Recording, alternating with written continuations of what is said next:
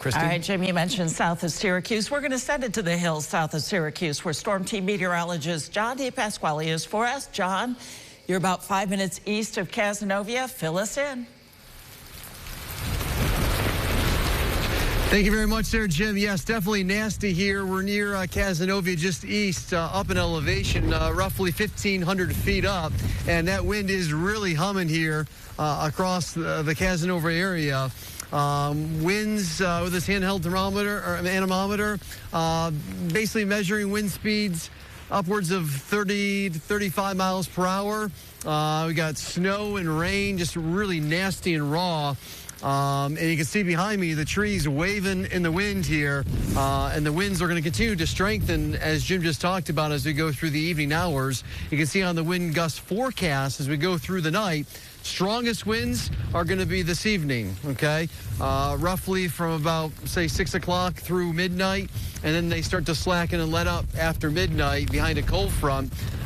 Winds will settle back to 10 to 20 miles per hour, stay there to start the day tomorrow, and then increase once again to 30 to 40 mile per hour gusts, but nothing like this evening. This evening will be when we have the strongest wind gusts, best chance for power outages and wind damage, especially across the higher terrain of central New York and also up near Lake Ontario and the northwestern part of the Tug Hill Plateau.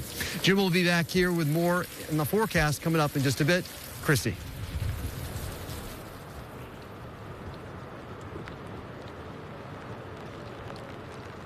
John, as the rain and wind start to hit us in downtown Syracuse, where downtown meets the university neighborhood, I'm at the base of probably the tallest crane in central New York right now. It's highly visible from I-690 to the south, at least when it's all the way up in the air. Right now, it's been put in the downward position. That happened just a little while ago because this afternoon it was still operational, lifting supplies onto the roof of this student housing going up near the university.